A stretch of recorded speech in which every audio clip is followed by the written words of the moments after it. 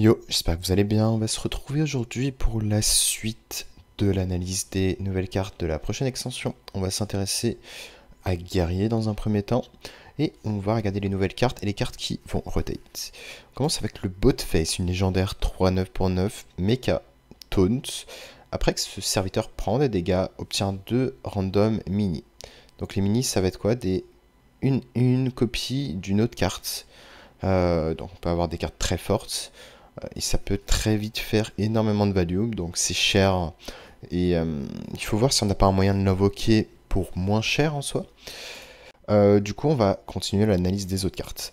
On a un T5, Chemical Spill, invoque le coup le plus haut de votre main. Bah tiens, on parlait d'une synergie. Ensuite, inflige 5 points de dégâts à celui-ci. Ça veut dire quoi? Ça veut dire que si on invoque notre 3-9, ça deviendra une 3-4. Et typiquement, si on est à 10 de mana, on peut le magnétiser par exemple. Donc il peut y avoir la possibilité de le booster.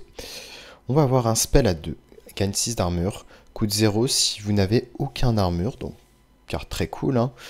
Ça veut dire que bah, tu peux te permettre de prendre beaucoup de dégâts, et quand un deck aggro t'aura mis assez de dégâts, bah, tu pourras gagner 6 d'armure, ce qui est plutôt très cool en soi. Hein. Ça te permet de tanker, cette carte coûtera quasiment systématiquement 0 de mana.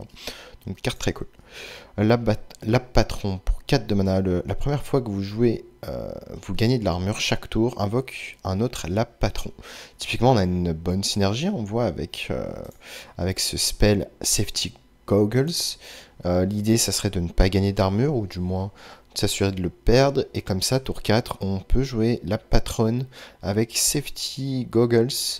Et derrière, si l'adversaire ne gère pas les 2-3-3, bah, on peut vraiment snowball avec ces 3-3. Donc intéressant. Quality Assurance, pioche de serviteur taunt. Ça va être bien pour booster un archétype taunt. Globalement, 2 de mana, pioche 2, c'est plutôt cool. En plus, ça peut nous assurer de piocher notre légendaire à 9. Si on joue un deck axé autour de cette carte. Testing Dummy, taunt Radagonia, inflige 8 points de dégâts, randomly split à travers tous les ennemis. Une 4-8 pour 6. Ça doit faire du burst. Je sais pas quoi en penser par rapport à l'archétype Taunt, à quel point il pourrait être viable ou pas. Sort à 3, Wrekem and Dekem. Choisit un serviteur mecha allié. Invoque une copie de celui-ci qui attaque un adversaire aléatoire puis meurt. Typiquement, on peut invoquer le T9 si on a réussi à l'avoir sur le board. Et si on prend un trade, on est content. Maintenant, ça va être intéressant, plus avec des cartes qu'on râle d'agonie, du style 7-4-8 pour 6, qui pourrait attaquer face, ensuite faire 8 de dégâts qui split. Donc, ça peut vite faire du burst en soi, hein, l'archétype taunt. T4 miniaturize, donc une arme 3-2 pour 4. Donc vous obtenez une arme 1-1 pour 1.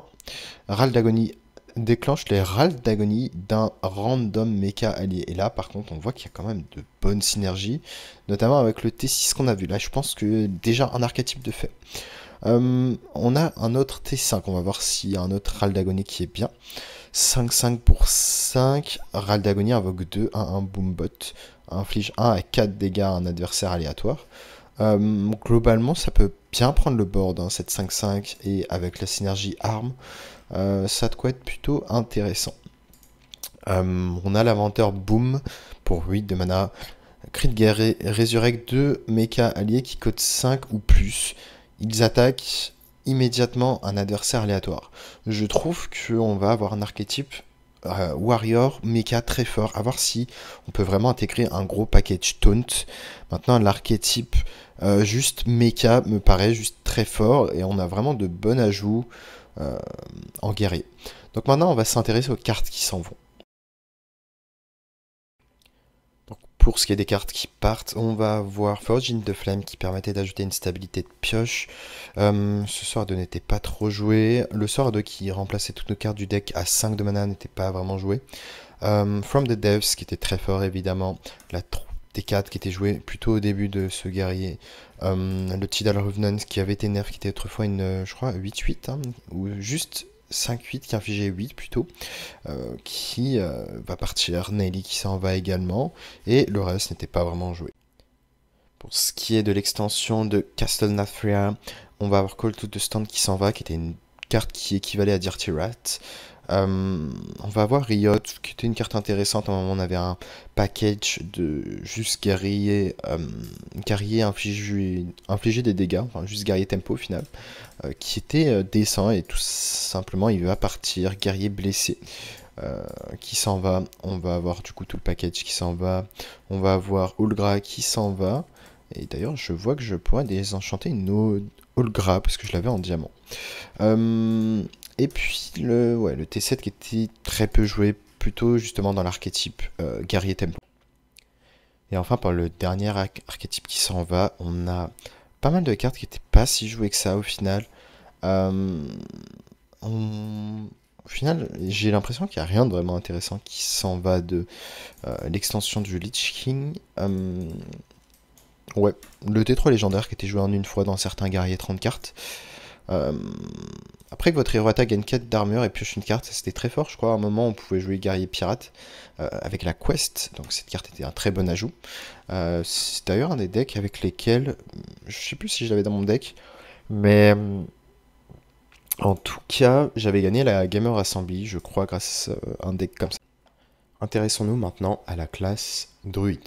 Druide, on va avoir un nouveau spell à 5 Woodland Wonders qui invoque 2-1-5 Beetle avec Taunt, coûte 3 de moins si vous avez du spell damage. Donc on voit qu'on va plutôt s'orienter vers pas mal de cartes spell damage et on va s'intéresser aux autres cartes. Donc c'est une 2 de mana qui peut invoquer l'équivalent de 2-10 de stat qui est plutôt très fort.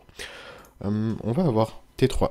Inflige 2 points de dégâts. Votre prochaine carte ce tour-ci coûte le montant infligé en moins. Donc si vous avez du spell damage, vous pouvez réduire de potentiellement pas mal. Vous pouvez réduire de pas mal. Un lieu à 1 mana. Magical Dollhouse pour 3 durabilité. Gagne spell damage plus 1 pendant ce tour. Typiquement très bonne synergie avec lieu sur 1 Woodland Wonders sur tour 2 pour avoir vraiment une bonne sortie anti-aggro. Là, c'est 2-10 de stats, c'est vraiment énorme sur le tour 2, hein, c'est littéralement absurde.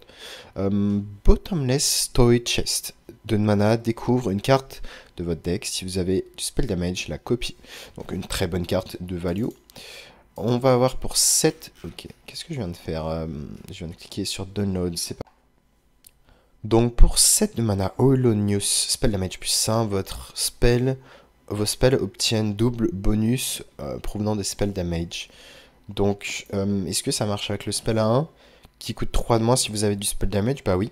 Du coup, ça veut logiquement dire que au lieu d'infliger 2, on va infliger, au lieu d'infliger 3 avec un spell damage, on va infliger 4.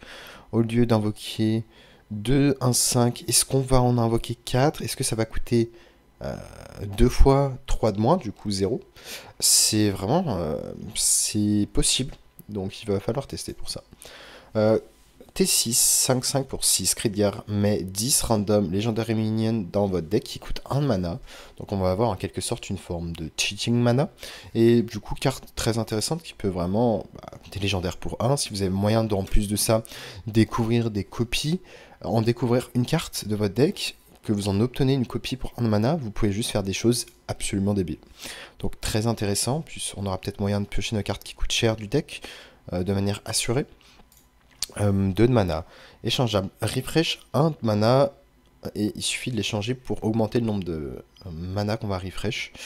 Intéressant, je sais pas si elle va être si pertinente à jouer, maintenant ça nous permet de compléter un petit peu nos tours en mana, mais intéressant. Nos tours où on n'a vraiment rien à faire, pourquoi pas. La Jade Display pour 1 de mana. Death Rattle, vos Jade Display ont +1/+1 cette game, mais 2 d'entre elles dans votre deck, donc vous pouvez avoir un peu une fatigue infinie grâce à cette petite 1-1 qui fait un peu penser à l'archétype Jade, tout simplement. Et c'est l'idée de la carte. Unsmollen, 3 de mana, réduit le coût et l'attaque de serviteurs dans votre deck de 1. Donc on réduit à la fois leur attaque et leur coût de 1, ce qui veut dire que les légendaires vont coûter 0. Et on peut faire des bêtises. Shia Drake, 2-4 pour 4, miniaturize, choix des armes, gagne spell damage ou pioche un spell. Donc le fait qu'il y ait miniaturize rend quand même la carte intéressante. Et du coup, on pourra avoir pour un mana une carte qui elle-même soit pioche, soit spell damage puissant. On va maintenant s'intéresser aux cartes qui partent de druide. Pour ce qui est de Sunken City, ouais, c'est bien ça. On va avoir Aquatic Form qui s'en va, qui était une carte vraiment très forte, enfin très cool, qui était jouée dans quasiment tous les druides. On va voir le départ du spell 1 qui a été joué dans certains archétypes token. Inflige un point de dégâts 2 fois. Avec le spell damage, j'aurais pu être une carte intéressante. L'Herald of Nature qui boostait bien l'archétype token. Spell à 5 qui était parfois joué en un exemplaire. Miracle Growth qui était joué pendant une période. Le Colac qui était parfois joué également dans certains decks. Et c'est à peu près tout pour ce qui est de Sunken City. Maintenant, Castle Nafria. On va avoir la 1-3 qui était joué en une fois, voire deux fois dans des méta un peu où le silence était très forte. Déclenche le râle d'agonie d'un serviteur qui s'en va, le du process, donc pour le package fatigue qui s'en va, Planted Evidence qui était très flexible, Natural Cause qui était bien dans l'archétype token, Incarceration qui était au final joué que dans certains decks, notamment quand des decks du style voleur mecha étaient très présents. La 3-2 qui a été jouée pendant une longue période pour ramper en mana, Topior qui a été beaucoup joué, et Cicely qui n'a pas été tant joué que ça au final, et le spell à 10 et la 6-5 râle d'agonie. Cri de guerre prend le râle d'agonie d'un serviteur dans le deck et prend son râle d'agonie, enfin, le pioche, qui n'a juste pas vraiment été joué.